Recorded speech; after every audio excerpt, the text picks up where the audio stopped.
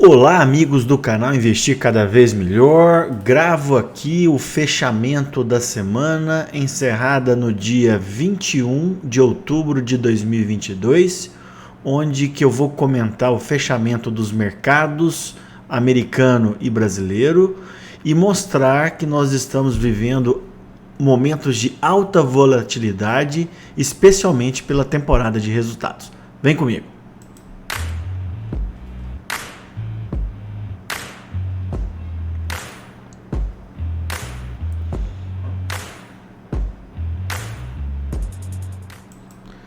Então vamos lá? Aquele nosso disclaimer de sempre, né? Que esse vídeo tem apenas um caráter educacional. Bom, os temas do nosso vídeo de hoje, eu vou falar sobre a volatilidade no mercado americano, especialmente pela temporada de resultados por lá, né? Os resultados trimestrais das empresas. A situação muito complexa na Europa. Atualizar inflação, juros e renda fixa no Brasil. Comentar sobre as commodities. Reafirmar que nós realmente fizemos fundo na semana passada, coisa comentada aqui no canal, situação do dólar, e na semana passada eu tinha interrogado, né, rumo aos 121 mil pontos, estamos quase lá, né, mais um acerto aqui das nossas opiniões. Bom, então o primeiro tema, eu vou comentar sobre a volatilidade do mercado americano, comentar sobre a resiliência da inflação nos Estados Unidos. Lá por lá a gente tem uma economia praticamente de pleno emprego, juros nos Estados Unidos e a possível recessão. Bom, então a gente está no início ainda da temporada de resultados trimestrais. Vou comentar com vocês aqui de alguns bancos, da Snap, da Tesla, e em breve a gente vai ter o resultado das Big Techs, que pode impulsionar mais o mercado americano ou retrair, né? Dependendo do estado. Então aqui, por exemplo, o resultado do JP Morgan, né, veio bom, as ações subiram recentemente, né? Não foram todos os bancos que tiveram resultados tão bons quanto o JP Morgan, né? Bom, por outro lado, algumas ações de tecnologia, né, a Snap, que do aplicativo, né, de rede social, ela caiu só no dia de hoje 30% após um balanço muito ruim, né? Só para vocês terem uma ideia, pessoal, uma ação que estava valendo ano passado quase 84 dólares, está valendo menos de 8 dólares. Uma queda muito intensa, né? Por isso que a gente tem comentado, né, que apesar da queda nos índices americanos está oscilando entre 25% e 30%, vários e vários ativos tiveram quedas acima de 50%, 60%, 80%, 90%. Tá? A Tesla foi outra que divulgou o resultado, né? Mesmo com um lucro maior, né? Mais de 100% em relação ao ano passado, as ações não reagiram bem. Então eu coloquei só esses três exemplos para a gente perceber que, de uma maneira geral, nas empresas já estabelecidas, a gente está vendo números melhores. Já aquelas que dependem muito de lucros futuros, têm apanhado bastante no mercado. Todavia, né, o pano de fundo ainda é a inflação no mundo, né? A inflação nos Estados Unidos, eu comentei no vídeo passado, né, bateu 8,2, veio um pouquinho acima do esperado. O esperado era 0,2, veio 0,4. E nesse dia a gente teve, eu vou mostrar depois, né? A gente teve um mercado com uma volatilidade brutal, né? Ele abriu caindo mais de 2% e fechou em alta depois de quase 2%, né? Bom, aqui eu listei a inflação mundo afora, né? Turquia, Argentina, aqui Europa, e a gente vê que o Brasil, em virtude de ter começado o controle da inflação pelo aumento de juros no ano passado, a gente já está colhendo bons resultados. Bom, vem mostrando para vocês, né, que essa inflação mundo afora, ela começou pelo efeito direto da pandemia, né, porque lockdown, aquele todo problema que a gente teve na pandemia, afetou as cadeias produtivas, né? Isso acaba gerando inflação. Os bancos centrais jogaram os juros praticamente a zero e além de dar dinheiro para a população para enfrentar aquele momento muito complicado da pandemia. Isso gerou inflação. E o grande problema, especialmente nos Estados Unidos, o Fed demorou muito a agir, né? Deveria ter começado a subir os juros ano passado. Ele achava que a inflação era transitória e realmente não era, né? Todavia, pessoal, olha lá, a inflação que estava rodando aqui a menos de 2, a meta do Banco Central americano é 2, deveria estar aqui. Então ela, mais ou menos no começo do ano passado, ela começou a subir, e aí fez o pico agora há 4 meses. Então assim, o pico já foi feito, eu tenho comentado aqui no canal, porém ela ainda está muito alta, 4 vezes o aceitável para a meta do Fed, né? E outra coisa que é um dado positivo, mas numa situação de inflação acaba preocupando, é que a economia americana está ainda superaquecida, né? Houve uma criação de empregos aqui no dia 7, divulgação acima da expectativa, as bolsas americanas caíram, né? Peguei esse dado de ontem, né? O seguro-desemprego é o seguinte, obviamente quando a taxa de desemprego está muito alta, esse seguro vai lá para cima. Olha aqui, na pandemia ele chegou aí a mais 7 mil mês, né? 7 no caso aqui estava falando errado, né? 7 milhões, né? Ele bateu aqui na pandemia, né? E agora está lá embaixo, né? Lá embaixo, né? Então isso significa o quê? Que a inflação está muito alta nos Estados Unidos, taxa de desemprego de 3% lá embaixo e o seguro-desemprego também lá embaixo, por causa do pleno emprego, tá? E isso acaba favorecendo a perpetuidade da inflação. Bom, moral da história, os juros de 10 anos negociado em bolsa superaram os R$4, e aqui ó, nós batemos quase 4,25, tá? Hoje à tarde estava trabalhando em 4,23. Só para vocês lembrarem, né, pessoal, quem está acompanhando o canal aqui desde janeiro, esse juros de 10 anos estava negociado na casa de 1,70, 1,60 no começo do ano, e a gente vinha comentando que esse juro poderia bater 5 e que alguns analistas ainda previam até mais, até 7, tá? Bom, na próxima reunião do Fed, no 1º de novembro, ele deve subir 0,75 e essa taxa vai para 4%, tá? Aqui, pessoal, essa é a taxa negociada em bolsa, aqui a taxa do Fed propriamente dita, ok? Bom, o grande problema dessa subida da taxa de juros, ela combate a inflação, ainda não está combatendo, né? Já segurou um pouco, mas ainda em nível alto, mas ela acaba gerando recessão, né? E a recessão, ela afeta o mercado de ações de duas maneiras. Primeiro, com o aumento de juros, você fazendo fluxo de caixa descontado, você acaba fazendo uma nova avaliação da empresa. A empresa vai ficar mais barata pelo fluxo de caixa descontado. E tem um outro problema. Quando você diminui a atividade econômica, você gera desemprego, queda no salário, menor consumo e menor venda. Menor lucro, você tem um novo valuation. Então, acaba que a recessão, pessoal, ela afeta a empresa em dois momentos. Pelo próprio aumento de juros e depois pela queda no lucro, tá? Alguns analistas acreditam que essa queda no lucro ela ainda não está precificada pelo mercado, tá? O D-rating sim, mas o valuation aqui não. Na verdade, ninguém sabe muito, né?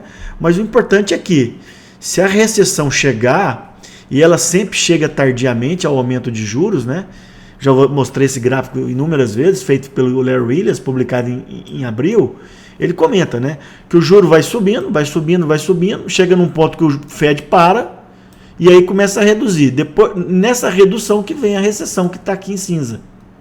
Isso assim foi nas últimas 4 vezes que teve recessão nos Estados Unidos, né? Então, assim, a subida de juros ela provoca a recessão, mas alguns meses depois, ok? Bom, vamos passar agora para a situação na Europa. Bom, vem mostrando para vocês que a situação na Europa, ela tem os mesmos problemas dos Estados Unidos, aqui comentados, só que em virtude do conflito no leste europeu, a gente gerou uma crise energética, né, sem precedentes, além do aumento do processo inflacionário. Tá? Então, o conflito no leste europeu piorou a situação que já era complicada. E essa crise energética ela vai ser pior agora no inverno, que vai começar daqui a pouco. Tá? Isso aqui, pessoal, quem gostar dos vídeos, dê o like, compartilhe com os amigos, né? Para a gente superar a nossa média dos vídeos aí, que é de mais ou menos 2.000 visualizações. Peço que vocês colaborem com o canal. Então, venho mostrando para vocês desde agosto, né, que a inflação está muito alta na Europa como um todo, né? Mostrei semana passada, a inflação na Alemanha 10%. Aí, no Reino Unido, 10,1%. Então, está uma inflação generalizada, tá? E o que aconteceu? Aqui no Brasil, a gente subiu os juros do ano passado, os Estados Unidos começou a subir os juros agora no começo de 2022 e a Europa foi subir só agora em agosto. Então lá eles estão muito atrasados no combate ao processo inflacionário. Lembrando que lá também a inflação a meta é de 2%. Nós estamos na casa de 2 dígitos, né? Vinha comentando com vocês, né, que depois que a Liz Truss assumiu como primeira-ministra na Inglaterra, ela tomou uma série de medidas equivocadas que derrubou o preço da Libra, gerou um grande problema no país, que culminou com a renúncia dela no dia de ontem, né, que foi o mandato mais curto da história lá no Reino Unido. Então o Reino Unido, além do processo inflacionário, ainda tem essa crise política, né? Não está fácil. E eu mostrei para vocês aqui, né, se as bolsas americanas caíram aí recentemente em torno de 16, 20 e poucos por cento, o DAX, que é o índice alemão, já caiu mais de 35%. Tá? Mostrei para vocês, isso já é um assunto que parece que deu uma sumida do noticiário, né? Foi a possível quebra do Credit Suisse, né? E eu tinha mostrado para vocês também que o Marink Martins acreditava que ele não teria, caso acontecesse isso, não teria o mesmo efeito do Lehman Brothers, que acabou dando start para a crise de 2008, a crise bancária. O grande problema que eu vejo, pessoal, é a situação no leste europeu, né? A guerra não tem sinais que vai acabar, né? Inclusive ela tem piorado nas últimas semanas, né? A Rússia intensificou os ataques à Ucrânia após a Ucrânia supostamente ter tentado explodir uma ponte que liga a Crimeia ao continente russo, né? E aí agora a Rússia começou a atacar a distribuição de energia na Ucrânia. Então lá é uma coisa que está nos preocupando muito, né?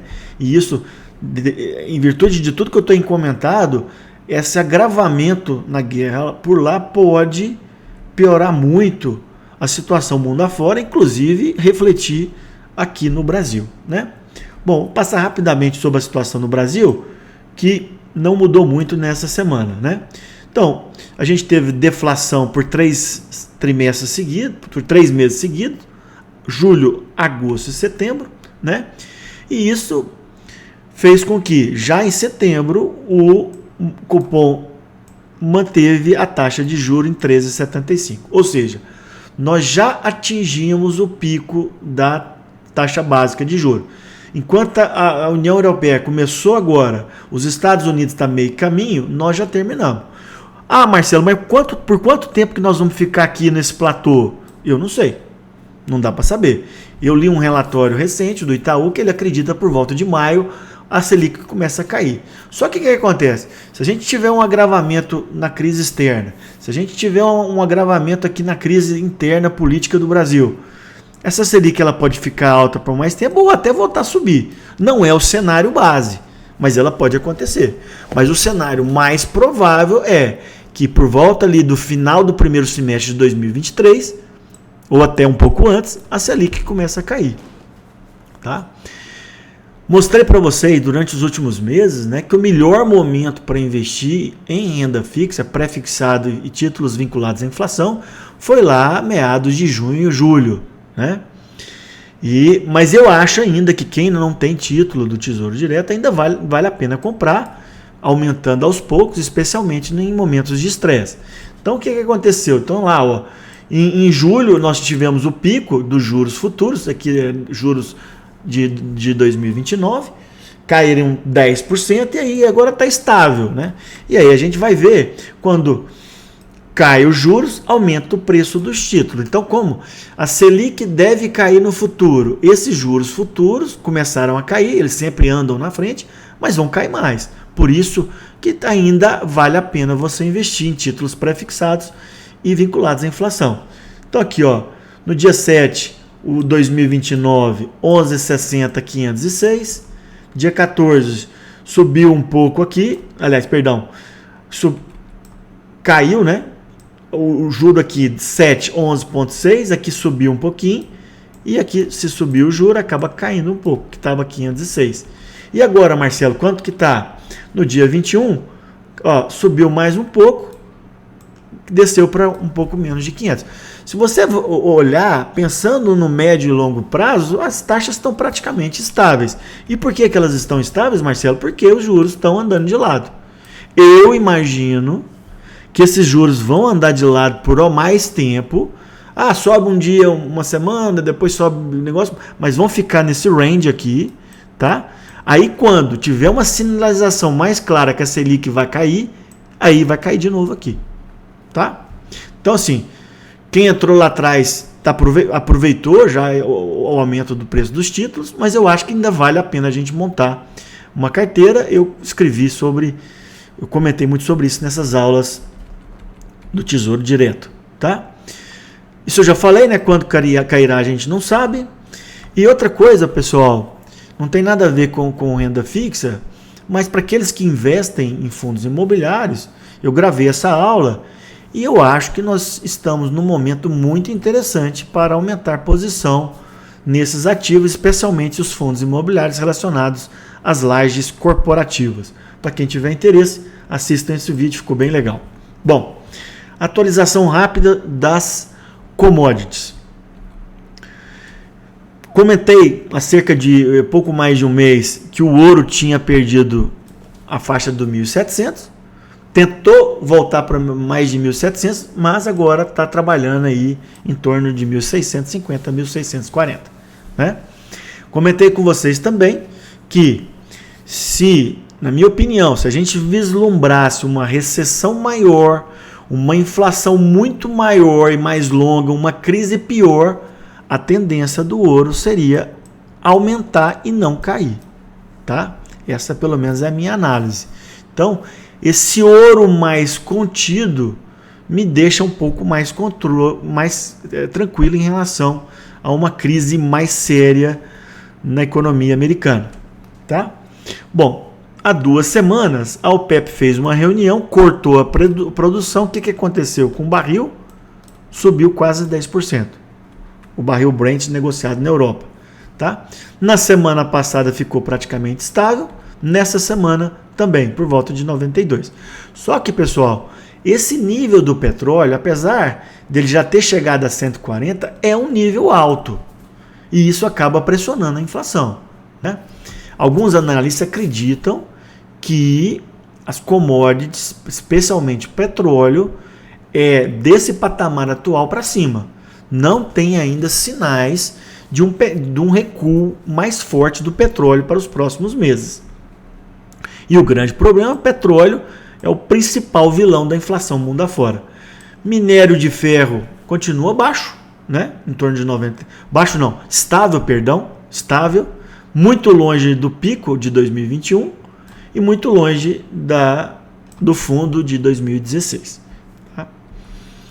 Lembrando que para a Vale, por exemplo, esse preço do minério se a Vale continuasse esse minério para mais 2, 3 anos, a Vale teria um desempenho muito bom, porque por volta de $100 é um valor muito bom para a Vale. Obviamente, quanto maior, melhor para a empresa, né? as commodities agrícolas continuam em patamares altos. Tá? Resumo das commodities, pessoal. Deram uma estabilizada, mas uma estabilizada em patamares altos, coisa que eu venho repetindo aqui para vocês. Bom, vamos falar um pouquinho mais sobre o desempenho das bolsas americanas. Bom, então eu tinha comentado na semana passada que as bolsas tinham sinalizado na última quinta-feira da semana passada fundo, tá? E realmente as bolsas fizeram fundo, inclusive o Dow Jones fez um fundo duplo confirmado que eu comentei na semana passada. Tá aqui, ó, né? Isso aqui foi a recuperação da quinta que eu comentei após o CPI. E aí o Dow Jones vinha caindo desde agosto, né? Fez um repique pequeno, fez um fundo duplo. Eu comentei com vocês que esse fundo duplo, né, poderia levar o Dow Jones a uma alta mais forte, o que realmente aconteceu, tá? E eu comentei também com vocês que eu estava vendo graficamente, além do fundo duplo, uma divergência de volume, ou seja, subiu fortemente com volume na quinta e na sexta tinha caído com baixo volume. Além da divergência de um indicador que eu uso muito, que é o MACD, que ele é descrito no livro do Dr. Alexander Elder. Então, o que eu comentei na semana passada sobre a possibilidade do Dow Jones ter feito um fundo duplo e seguir em alta foi confirmada nessa semana. No meio de semana, o índice ficou mais ou menos oscilando ali, na máxima da semana passada, porém no dia de hoje ele subiu quase 3%. Então, graficamente, pessoal, eu acho que a gente tem espaço para buscar aqui a faixa dos 32.500 no Dow Jones, ou mesmo até 34.200. Tá? Ah, Marcelo, então ele não vai cair? Não dá para saber, ele pode cair. Estou falando é que os gráficos estão mostrando. Esse repique de alta, pessoal, é diferente de reversão da tendência do bear market na Bolsa Americana.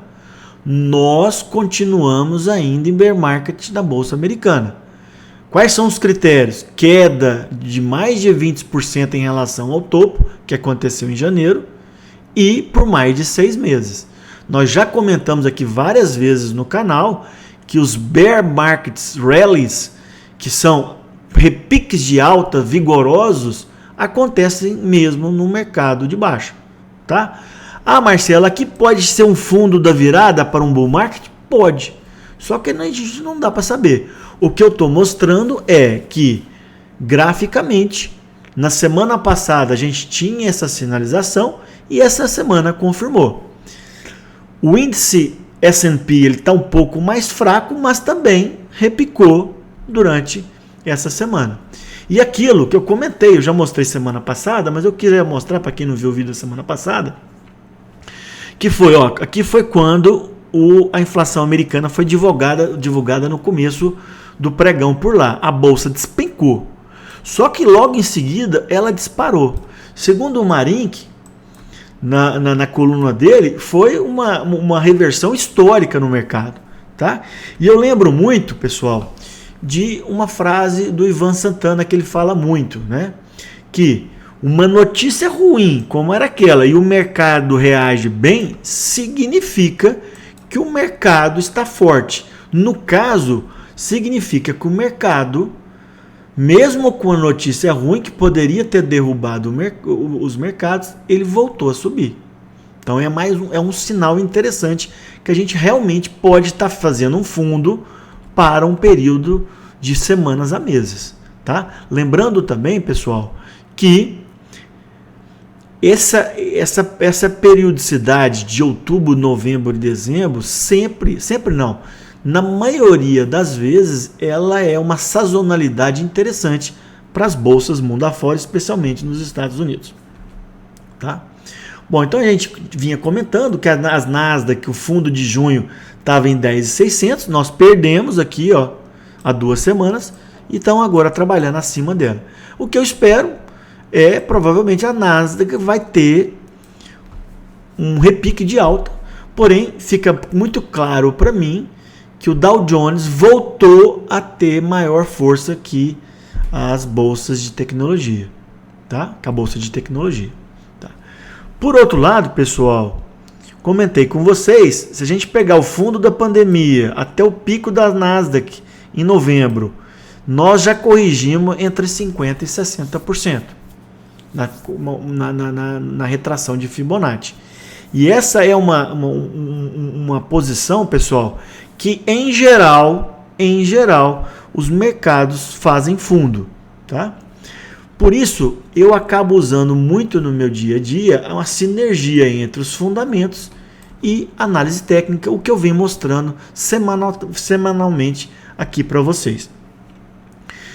Bolsa atual, oportunidade ou armadilha? Eu vejo que nós temos oportunidades, mas em algumas empresas. Eu, particularmente, fugiria completamente das empresas de tecnologia que os lucros estão para o futuro. A minha opção, eu tenho aumentado posição nos Estados Unidos, mas ou através de índices ou através das empresas já maduras que dão lucro agora no presente, tá?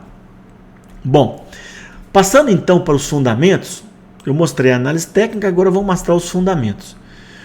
O Ray Dalio, ele comentou que os juros americanos deveriam chegar a 5%. Lembrando que hoje ele está em torno de 3 a 3,25, vai aumentar agora no começo de novembro para 4%. E se isso acontecer, segundo uma entrevista publicada meados de setembro, o S&P teria que cair para 3,100. Hoje ele está mais ou menos 3,750. Tá? Eu falei atualmente 3,600, que era da semana passada. Como nós tivemos alta essa semana, fechou mais ou menos 3,760, salvo engano. Também já mostrei esse estudo para vocês, que no pior cenário desse estudo do Goldman Sachs, replicado na Empíricos em meados do ano, né? Isso aqui é muito dinâmico, né, pessoal? É um estudo já de 3, 4 meses, mas é um estudo interessante. Que o S&P poderia chegar num cenário ruim de uma revisão do valuation das empresas a 3,150. Por outro lado, o Damodaran, ele comentou em relatório recente de 15, 20 dias atrás, que o S&P teria um preço justo em torno de 3.500. E por isso que eu comentava com vocês que naquela faixa de 3.600 era uma faixa interessante para a gente ir aumentando aos poucos, não aumentando tudo, porque ainda existia um downside para as bolsas americanas. Bom, Larry Willis acertou em junho a previsão dele do fundo das bolsas americanas, porém ele achava que o fundo aconteceria em setembro e não foi acontecer agora em outubro, né? Outra previsão do Larry Willis é que o S&P terminaria mais alto do que ano passado. Eu particularmente acho isso uma possibilidade bem menos provável. Eu acho que a gente deve ter um final de ano mais positivo, exceto se o conflito no leste europeu piorar ou alguma novidade surgir, né? Então eu acho que as bolsas americanas têm tudo para ter um rally de alta dentro ainda de uma tendência de baixa, que pode ser revertida nesse período, né?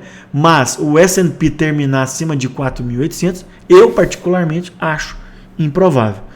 Tudo isso, pessoal, essas previsões de grandes analistas e gestores são previsões, são verdadeiras ilusões do conhecimento. O que a gente tem que fazer é, de acordo com os fatos, de acordo com a realidade, tomar as nossas decisões.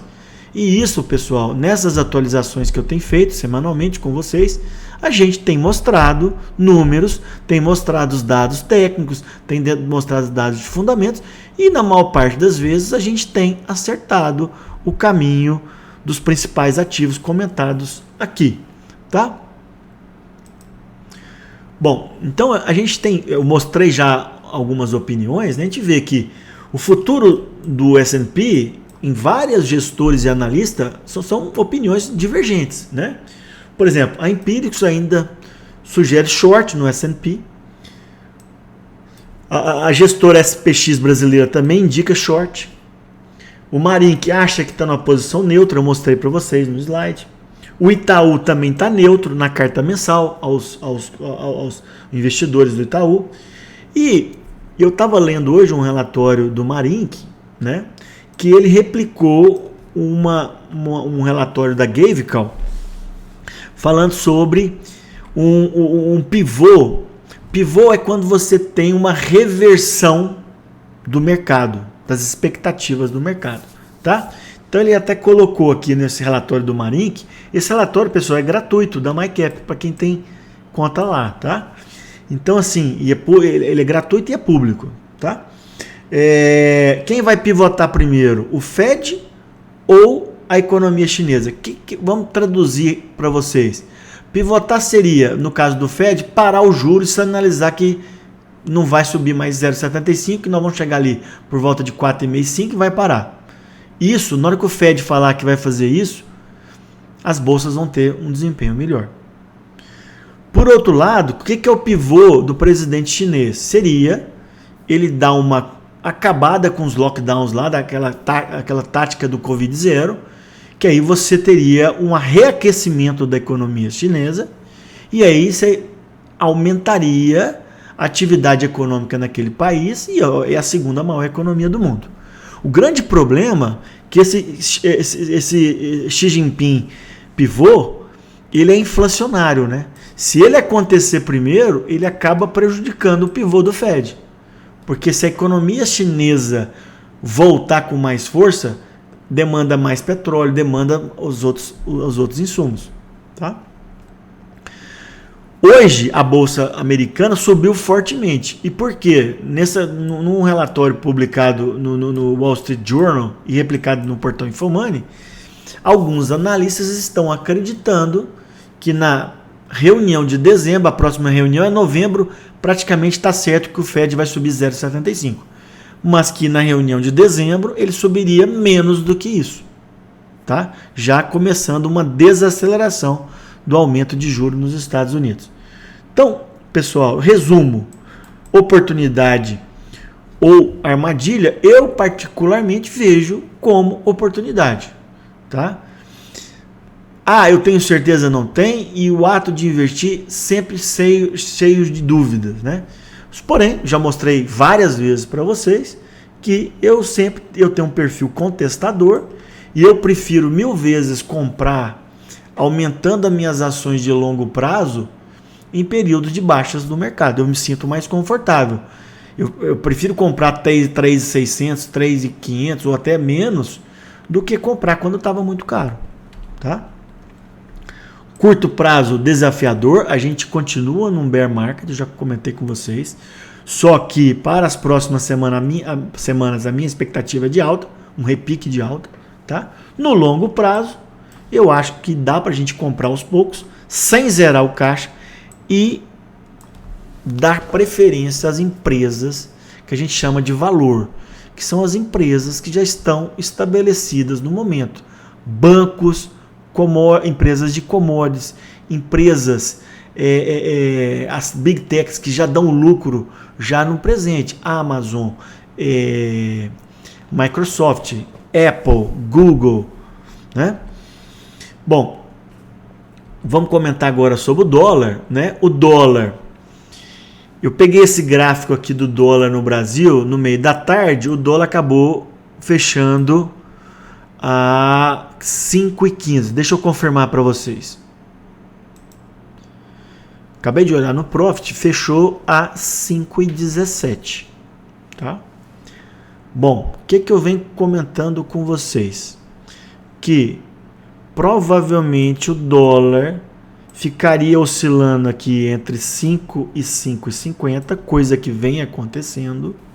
E eu sempre comentei com vocês, dólar mais perto desse teto seria mais para venda e aqui mais para baixo, mais para compra. Eu particularmente aumentei a minha posição em dólar nessa semana. Por qual motivo?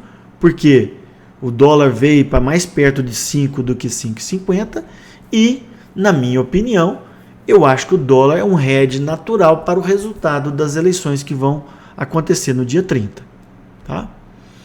Dólar Index deu uma cedida essa semana, ele bateu, chegou a 114, né? Agora à tarde estava trabalhando em torno de 112 e pouquinho. Tá? Uma coisa interessante, a Libra ainda não está com paridade com o dólar, mas o euro sim. Essa semana eu fiz um pagamento no exterior, onde o dólar estava cotado acima do euro. Então, lá fora, dólar muito forte, aqui no Brasil, estável. Tá? Para quem quer proteção de carteira, vale a pena comprar. Para quem não quer mexer com isso, eu acho que talvez ficar fora do dólar até que ele saia dessa faixa. Tá? Lembrando que, já falei para vocês algumas vezes aqui no canal, o próximo presidente que assumir, se tiver compromisso fiscal, com boas medidas econômicas, a tendência do dólar é perder os 5 e caminhar em direção aos R$4. Ok? E aqui eu tenho mostrado esse slide para vocês, né? Os fatores de alta do dólar e os fatores de queda. Né? Perceba que esses fatores de alta, eles são de curto prazo. De curto prazo. E esses fatores de queda, eles podem pressionar a moeda americana para baixo, passadas as eleições aqui no Brasil e passado o aumento de juros nos Estados Unidos. Por último, vamos comentar sobre o Ibovespa. Né? Bom, então, no vídeo da semana passada, eu comentei sobre o resultado do primeiro turno, que a gente tinha rompido 114, na semana retrasada, perdão, e que na semana passada a gente estava fazendo um pullback, que eu vou reexplicar o que é esse pullback. E eu coloquei assim, e agora, depois desse pullback, nós vamos continuar caindo ou subindo? E eu achava que iria subir, e realmente subiu nessa semana. O mercado praticamente subiu todos os dias, o mercado brasileiro. Né? Bom, então vamos recapitular. Véspera do primeiro turno, o Ibovespa tinha caído na quinta, mas tinha sinalizado um candle de alta, e na sexta-feira, na véspera, fechou em alta. Né? É aquela história, né? Parece até que o mercado tenta adivinhar o resultado das coisas. No caso da eleição, é improvável que o mercado tivesse certeza do que iria acontecer no domingo. Né? Outra coisa que eu comentei foi que, após um período de baixa volatilidade, onde as bandas de Bollinger tinham estreitado, elas estavam começando a abrir. Após a eleição, que foi esse candle aqui, com o resultado favorável ao Bolsonaro, né, a bolsa simplesmente disparou na segunda-feira subsequente ao primeiro turno. Subiu mais um pouquinho, só que depois fez um movimento de pullback. O que é o movimento de pullback? Aqui, pessoal, esse aqui é a resistência. Então, o que é o pullback? O mercado rompe, o ativo rompe, só que depois ele recua, e aí aquela resistência passa a ser um suporte. Ele recua e depois volta a subir. Eu venho mostrando isso para vocês, pessoal, há 2 semanas. Olha o que o mercado fez. Subiu, rompeu, recuou fazendo o pullback. Lembrando que, pessoal, suporte não é um número fixo. É por volta daqui. É muito comum os ativos perder o suporte um pouco e depois voltar a subir. O que aconteceu? Tá lá. O mercado subiu, fez o pullback e a pancada dessa semana. Só que aqui, pessoal, tá vendo? Tá atingindo essa resistência de 121 mil pontos. Por isso que eu colocava rumo aos 121 mil pontos. Isso aqui é o Ibovespa. O Ibovespa fechou hoje em torno de 120 mil pontos. Tá? Bom, eu fiz esse estudo para vocês. Eu tinha mostrado, né, que da quinta-feira pré-eleição até aquele repique logo após a eleição, o mercado recuou fazendo o pullback, chegou aqui na faixa de 50% a 60% e voltou a subir. Até onde que ele pode vir? Primeiro, que é essa resistência, em 121 mil pontos. Mas por projeção de Fibonacci, a gente pode ir até 124 mil. Então eu acho que nessa pernada, a gente está muito perto do fim. Tá? A gente pode ir no 131? Pode. Que seria 160% dessa primeira pernada. Mas eu acredito que nós iremos só após o segundo turno, se isso acontecer. Tá? Então, assim, eu acho que o mercado está começando a ficar esticado na alta. Eu acho que nós temos espaço aí para subir mais 2, 3%, mas depois a gente tem que ter cuidado, porque após uma alta aí significativa, né, de mais de 10%, algum recuo a gente pode ter. Pessoal, o mercado sempre sobe em zigue-zague e cai em zigue-zague, nunca em linha reta. E aí, pessoal, para quem não conhece essa ferramenta gráfica, ela é muito interessante, porque aqui, pessoal, olha aqui, quando um ativo tem uma alta, né, daqui até aqui, ele costuma retrair entre 50% e 62%, depois voltar a subir. Coisa justamente o que aconteceu aqui. Justamente. Tá? E esse impulso, o mais comum é ele ter 100% ou 160%. Por isso que na minha previsão, o mercado chegar aqui a 121, que seria a resistência, até 124, para depois fazer um novo recuo, ganhar força e depois ir lá no 121, no 131, que é o topo histórico. Tá? Bom, longo prazo, no mercado brasileiro eu vejo muita oportunidade, mas em virtude da situação atual, sem exagero e priorizando as empresas que eu já comentei. Aqui no Brasil, bancos, commodities, empresas que dão lucro agora, empresas sólidas, tá? Evitar empresas aonde que elas estão em problema ou em situações de turnaround. A gente deve evitar. Acho que no curto prazo vai continuar a volatilidade, especialmente pelo cenário externo e em virtude das eleições. Eu comentei com vocês da situação de decoupling, né?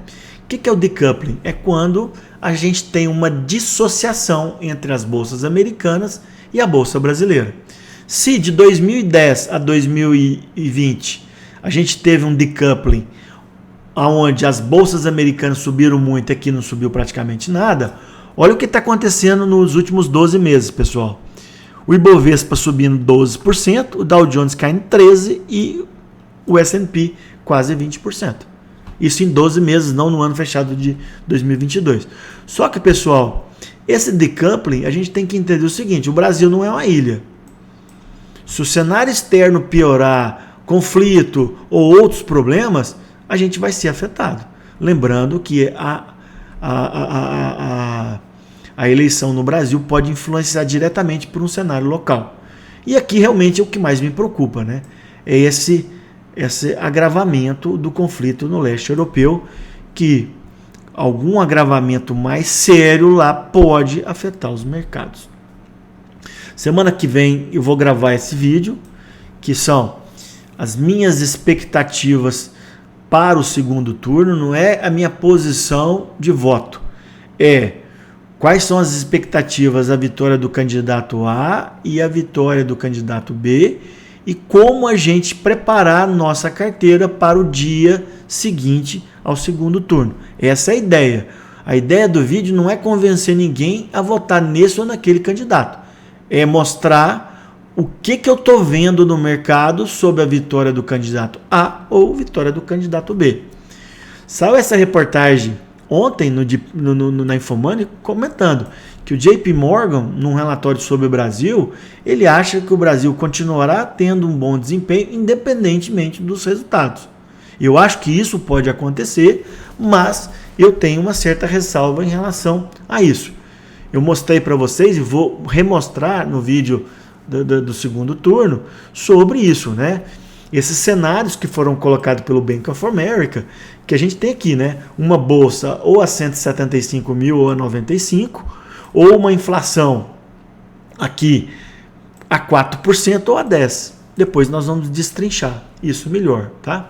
Eu acho que essa situação de decoupling vai continuar, tem tudo para continuar, mas vai depender muito do cenário político no Brasil, político-econômico, e se a gente não vai ter nenhuma surpresa muito negativa no cenário externo. Por isso, pessoal, que o mais importante é a gente montar um portfólio bem diversificado para enfrentar os diferentes cenários. Então, pessoal, termino aqui essa atualização. Um vídeo que ficou um pouquinho mais longo, né, acima de 40 minutos, mas eu tinha muita coisa para falar. Espero que vocês tenham aproveitado. Dê um like no vídeo, compartilhe e vamos ver se a gente consegue superar esse patamar aí de 2.000 visualizações desses vídeos de atualização. Muito obrigado e boa semana a todos.